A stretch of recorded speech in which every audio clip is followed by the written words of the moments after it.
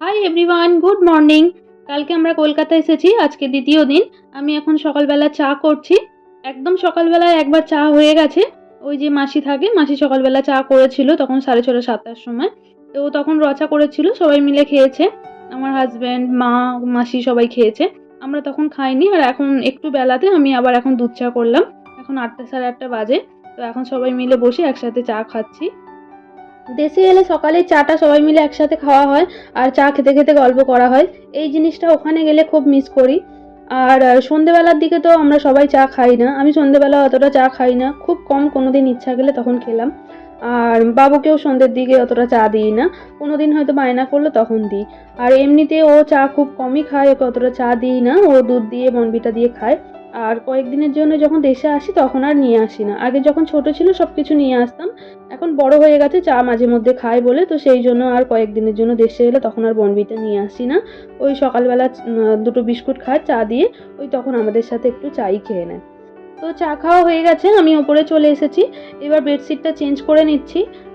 আগের ভিডিওতে আপনাদের সাথে শেয়ার করেছিলাম যে আগের দিন মানে কালকে রাত্রে বেডশিটটা চেঞ্জ করিনি, আমরা ভাবছিলাম বাইরে শোবো। তো আমার হাজব্যান্ড আর ছেলে ওরা ঘরেই শুয়েছিল, আমি একাই বাইরের দালানটাতে শুয়েছিলাম। তো প্রচুর গরম লাগছিল ঘরেতে। তো ওরা তো বললো ঘরেতেই শোবে, কিন্তু হাওয়া অতটা ছিল না, কিন্তু বাইরেটার জানলাগুলো খোলা থাকে তো তবু একটু ঠান্ডা ঠান্ডা লাগছিল, সেই জন্য আমি বাইরেটাতেই শুয়েছিলাম। গরমের সময় দেশে এলে আমরা বাইরে বারান্দাটাতেই বেশিরভাগ ঘুমাই, কারণ সারাদিনের রোদ্দুরের পরে ওপরের ঘরগুলো এত গরম হয়ে যায়, রাত্রিরে আর ঘুমানো যায় না। আর রাত্রে এত গরম হয়ে থাকে ঘরটা, তার থেকে বারান্দাটা ঠান্ডা। বারান্দার জানলাগুলো খোলা থাকে আর পাশেই পুকুর রয়েছে আমাদের ঘরের সামনেই। বারান্দার পাখাটা চালিয়ে দিই, হাওয়া না চালালেও ঘরের তুলনায় বাইরে এটা ঠান্ডা। তো এবার সোফাটা ঝেড়ে পরিষ্কার করে নিচ্ছি। আর কালকে যে জামা কাপড়গুলো কেচে দিয়েছিলাম, তো সেগুলো তো এখানেই ছিল, তো সব শুকিয়ে গেছে, সেগুলো এখন তুলে নিচ্ছি।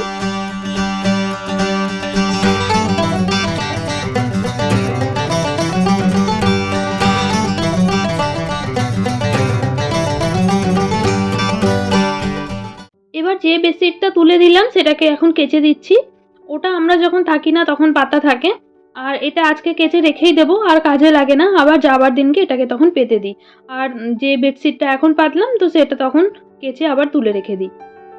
যখন বেডশিট চেঞ্জ করলাম আপনারা হয়তো লক্ষ্য করেছেন, বিছানাতে 2-3টে ছোট ছোট কাঁথা পাতা ছিল, আর আসনও ছিল কয়েকটা পাতা। তো ওই কাঁথাগুলো আমি করেছিলাম আমার পরার পুরনো কাপড় দিয়ে, কাঁথাগুলো বানিয়েছিলাম বাবু যখন ছোট ছিল। তবে তখনও অনেকটাই বড় হয়ে গেছে, তো সেই জন্য খুব বেশি দিন আর ইউজ হয়নি। এমনি তখন ফাঁকা টাইম পেলে তখন আমি করে রেখেছিলাম ওই কাঁথাগুলো। আর তারপরে এমনি আলমারিতেই পড়েছিল, মা আবার সেগুলোকে বিছানাতে পেতে দিয়েছে। আর আসনও রয়েছে অনেকগুলো, প্রায় 5টা 6টার মতন আসন পাতা রয়েছে। তো আমরা এলে যখন বাড়িতে লোক কুটুম আসে তখন আসনগুলো তুলে নেওয়া হয়। আর এমনি সময় বাইরে পড়ে থাকে, মা বলে যে ধুলো পড়বে, তার থেকে বিছানাতে পাতা থাক, ভালো থাকবে। আর আগেকার দিনে আমরাও যখন ছোট ছোট ছিলাম তখন পুরনো জামা কাপড় বা আসন এগুলো কিন্তু বিছানাতেই পেতে রাখা হতো, তারপরে দরকারের সময় বার করা হতো। আর এখন আমাদের অভ্যাসটা এমনই হয়ে গেছে, বেডেতে ম্যাট্রেস ছাড়া অন্য কিছু পাতলে যেন অসুবিধা হয়, শুতে গেলে যেন মনে হয় পিঠে লাগছে। তো যাই হোক, আমি সব কাজ সেরে স্নান করে চলে এসেছি। আর রান্না বান্না আজকে ওই যে দিদি সকালের দিকে থাকে ওই করেছে, কালকেও ওই করেছিল। আর প্রথম দুটো দিন আমার এইসব গুছোতে পরিষ্কার করতে এইসবেতেই কেটে যায়। তবু তো এবারে রান্নাঘরের কোনো কিছু সেরকমভাবে পরিষ্কার করিনি, কারণ রান্নাবান্না নিচেই হচ্ছে। তবে ইচ্ছা আছে পরে একদিন বাসনগুলো বার করে ভালো করে পরিষ্কার করব, দেখা যাক কি হয়।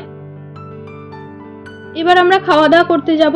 তাহলে আজকের ভিডিওটা এখানেই শেষ করছি, আবার দেখা হবে একটা নতুন ভিডিওতে। ততক্ষণ আপনারা ভালো থাকবেন, সুস্থ থাকবেন আর আনন্দে থাকবেন। আবার দেখা হবে একটা নতুন ব্লগে, ততক্ষণের জন্য বাই বাই।